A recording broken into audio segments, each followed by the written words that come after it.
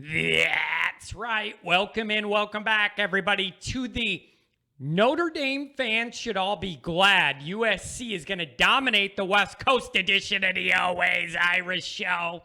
As always, you can find the program on YouTube. Do hit subscribe if you haven't yet. I'd appreciate that. Give the video a thumbs up if you approve of its content. Afterwards, I'd appreciate that as well. Twitter, search bar Always Irish or at JKZND4. Emails, alwaysirishnd@gmail.com. Audio only anywhere you want me, you could get me.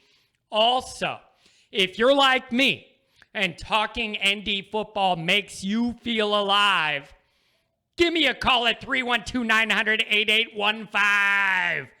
So, this topic is, by my introduction alone, controversial. I know you're thinking, John, what's wrong with you? Where are you going with this? There's got to be an angle. And there is. There is. Okay? This is a topic that should interest all Notre Dame fans. Since Notre Dame and USC play every single year, our fates are always tied to one another. Us more than them, being that we have no conference title and how things are separate and a loss doesn't count if you're in a conference to an out-of-conference team. So it always means more to us, in my opinion, because there's no conference to worry about or as a safety net should you lose.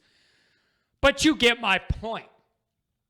So Riley left Oklahoma, faked like he was heading to the swamplands of Louisiana, took the Southern Cal job out of nowhere, and has already stolen C.J. Williams and is stockpiling top-end West Coast talent. That's what he's doing already, okay? Now, you could say to me that's not fair. Williams was going to go there even before all this. Fine, but again, you get my point. The Pac-12 is pure garbage. I fully expect Riley to totally dominate the entire conference and get any of the top-end West Coast talent he wants of the guys that want to stay out west. There's no doubt that nationally, college football is better when Notre Dame and Southern Cal are both nationally relevant. Makes me think of the Bush Push era and how massive that was. So yeah, nationally this is great, but how should Notre Dame fans think and feel about USC's soon-to-be rise to national competitive levels? They will run through the Pac-12 easy. Oregon used to be that team, and now that guy's not in the Pac-12 anymore. It's going to be USC and nothing. They're going to run right through that conference. So, on the surface, there's a few different angles an ND fan could take here.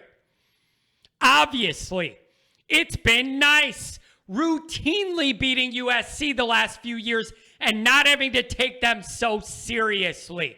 Now that that's officially over, and while I hate intrinsically knowing USC is going to be competitive again, I think Notre Dame fans should actually be glad this is happening, but not for the most popular reason that I'm seeing put out on social media. I'm hearing people say SC being good again is good for Notre Dame because it'll raise Notre Dame's strength of schedule every year. True. But why in the hell should I act like that matters anymore? Cincinnati made the playoff playing one good team last year. So I'm not sitting here for a damn second convinced that the strength of schedule change from having one more decent team on our schedule is going to matter that much. They just put a team in the playoff that played one team anybody respects nationally at all, and it was us. And they put that team in a playoff. So I'm not believing for a second this strength of schedule angle. No. If it was that important, Cincinnati wouldn't even be considered for the playoff. Scheduling and playing and beating one team. No. So, the real reason Notre Dame fans should love this is because without this happening, we still have Brian Kelly as our coach. Think about it. Think about it logically. The time frames. The only reason we got Freeman is because LSU thought they were getting Riley. He bolted, which made LSU scramble for Brian Kelly. If Riley takes LSU the way they thought, Brian Kelly was already approached about USC, didn't seem interested in that job. So then we're stuck with Brian Kelly again. And he's reached his Notre Dame ceiling. There's no evidence or nothing anybody could tell me that would make me think Kelly hasn't reached his Notre Dame ceiling. So while it sucks knowing USC is going to be highly competitive, long term, this is what's best for us. So if I have to give up an easy win against USC to have Freeman, I'm doing that deal 100 times out of 100 because I don't believe Brian Kelly was ever going to get us over the hump. And if he stayed another year or two, we'd be really, really good, but not elite. And then guess what would happen in that time frame? Marcus Freeman takes a head coaching job somewhere else. So in a roundabout way, Southern Cal's about to get way better, but I think we are too. I'll do that deal. Because Kelly hit his ceiling here.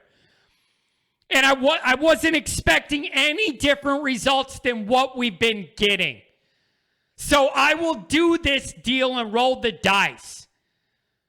Freeman versus Riley should be a ton of fun for the next decade or so. They're going to get a lot better, but so are we. I think Freeman, in enough time, is going to get us to the point where we start beating some teams we're not expected to beat. And that is where we never got to with Kelly with any kind of consistency or regularity at all. So I'll do this deal because I think we lose Freeman without it, and we're here with Kelly doing the same thing again. Year 11, 12, 13, 14, 15, similar results. I'll do this deal. What do you think?